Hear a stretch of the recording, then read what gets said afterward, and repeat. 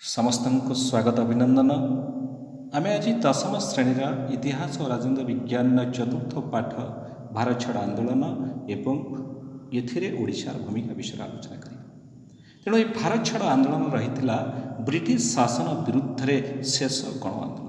ଏହାର ନେତୃତ୍ୱ ନେଇଥିଲେ ମହାତ୍ମା ଗାନ୍ଧୀ। ଭାରତୀୟ ସ୍ୱାଧୀନତା ସଂଗ୍ରାମର ଜଣେ ସମ୍ରାଟ ଭାବରେ ମହାତ୍ମା ଗାନ୍ଧୀ ଏହି ଆନ୍ଦୋଳନ ମାଧ୍ୟମରେ ଇଂରେଜ ସରକାରଙ୍କୁ ଭାରତ ଛାଡ଼ିବା ପାଇଁ ଆହ୍ୱାନ ଦେଇଥିଲେ।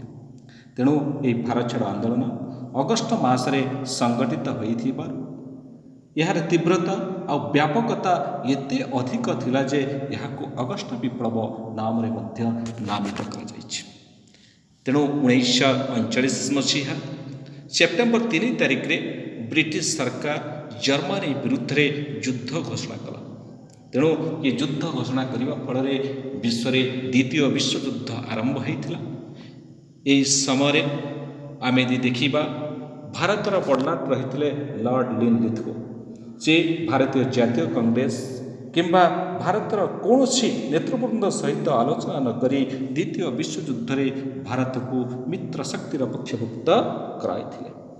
ତେଣୁ 1939 ସେପ୍ଟେମ୍ବର 14 ତାରିଖରେ ଜାତୀୟ କଂଗ୍ରେସ ଏକ ପ୍ରସ୍ତାବ ଗ୍ରହଣ କଲା ଯେ ଯେତେଦିନ ପର୍ଯ୍ୟନ୍ତ ଇଂରେଜ ସରକାର ଭାରତୀୟମାନଙ୍କୁ ସମ୍ବିଧାନ ପ୍ରଣୟନ କରିବା ନିମନ୍ତେ କ୍ଷମତା ପ୍ରଦାନ ନ କରିଛନ୍ତି ଏବଂ ଏକ ଜନପ୍ରିୟ ସରକାର ପ୍ରତିଷ୍ଠା କରିବା ପାଇଁ ସମ୍ମତି ନ ଦେଇଛନ୍ତି ସେ ପର୍ଯ୍ୟନ୍ତ ଭାରତୀୟମାନେ ମିତ୍ର ଶକ୍ତିକୁ କୌଣସି ପ୍ରକାର ସାହାଯ୍ୟ କରିବେ ନାହିଁ।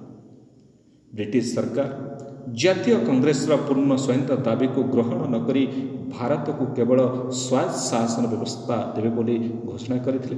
ତେଣୁ 1939 ମସିହା ଅକ୍ଟୋବର 22 ତାରିଖରେ କଂଗ୍ରେସର କାର୍ଯ୍ୟକାରିଣୀ ବୈଠକରେ ସରକାରଙ୍କର ଏହି ଘୋଷଣାକୁ ନିନ୍ଦା କରିବା ସଙ୍ଗେ ସଙ୍ଗେ ପ୍ରତିବାଦ ସ୍ୱରୂପ ସେହି ସମୟରେ ଭାରତବର୍ଷର 8ଟି ପ୍ରଦେଶରେ ଅବସ୍ଥାପିତ କଂଗ୍ରେସ ମନ୍ତ୍ରିମଣ୍ଡଳ ମଧ୍ୟ ଇସ୍ତଫା ପ୍ରଦାନ କରିବା ପାଇଁ ଜାତୀୟ କଂଗ୍ରେସ ମଧ୍ୟ ନିର୍ଦ୍ଦେଶ ଦେଇଥିଲା। ଇତିମଧ୍ୟରେ ଦ୍ୱିତୀୟ ବିଶ୍ୱଯୁଦ୍ଧରେ ଯେତେବେଳେ ଆରମ୍ଭ ହୋଇଗଲା ସେହି ସମୟରେ ଜର୍ମାନୀ ତୁରିତ ବେଗରେ ସଫଳତା ହାସଲ କରି ଇଂଲଣ୍ଡ ଉପରେ ଆକ୍ରମଣ କରିବା ପାଇଁ ଅଗ୍ରସର ହୋଇଥିଲା। ଏହି ପରିସ୍ଥିତିରେ ଇଂଲଣ୍ଡର ଏହି ପରିସ୍ଥିତିରେ ଗାନ୍ଧିଜୀ ତାଙ୍କ ମନୋଭାବରେ ମଧ୍ୟ କୋହଳ କରିଥିଲେ।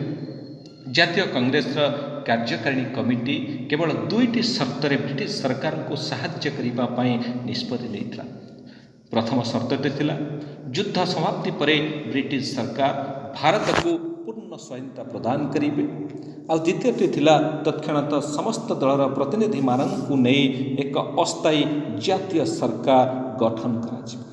କିନ୍ତୁ ଇଂରେଜ ସରକାର କ'ଣ କଲେ ନା ଭାରତୀୟମାନଙ୍କୁ କିଛି ସୁବିଧା ସୁଯୋଗ ପ୍ରଦାନ କରିବା ନିମନ୍ତେ 1940 ଅଗଷ୍ଟ 8 ତାରିଖରେ ଏକ ଘୋଷଣା ଜାରି କରିଥିଲେ।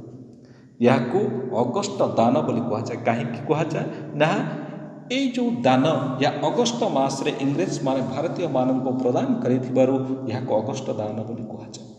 ଏଥିରେ ଦିଆଯାଇଥିବା ସୁବିଧା ଗୁଡ଼ିକ ହେଲା ଭାରତକୁ ସ୍ୱାୟତ୍ତ ଶାସନ କ୍ଷମତା ପ୍ରଦାନ କରିବା, ଭାରତର ସାମ୍ବିଧାନିକ ପ୍ରଣୟନ ପାଇଁ ସାମ୍ବିଧାନିକ ସଭା ଗଠନ କରିବା, ସମସ୍ତ ରାଜନୈତିକ ଦଳର ପ୍ରତିନିଧିଙ୍କୁ ଅନ୍ତର୍ଭୁକ୍ତ କରି ବର୍ଣ୍ଣାଟଙ୍କ କାର୍ଯ୍ୟକାରିଣୀ ପରିଷଦର ସମ୍ପ୍ରସାରଣ କରିବା, ବ୍ରିଟିଶ ଶାସନାଧୀନ ଭାରତ ଓ ଭାରତର ଦେଶୀୟ ରାଜ୍ୟମାନଙ୍କ ପ୍ରତିନିଧିକୁ ନେଇ ଏକ ଯୁଦ୍ଧ ପରାମର୍ଶଦାତା ପରିଷଦ ଗଠନ କରିବା ଏବଂ ଭବିଷ୍ୟତରେ ସାମ୍ବିଧାନିକ ପରିବର୍ତ୍ତନରେ ସଂଖ୍ୟାଲଘୁଙ୍କ ମତ ପ୍ରତି ଗୁରୁତ୍ୱ ପ୍ରଦାନ କରିବା ଏହା ହିଁ ଥିଲା ତାଙ୍କର ଘୋଷଣା।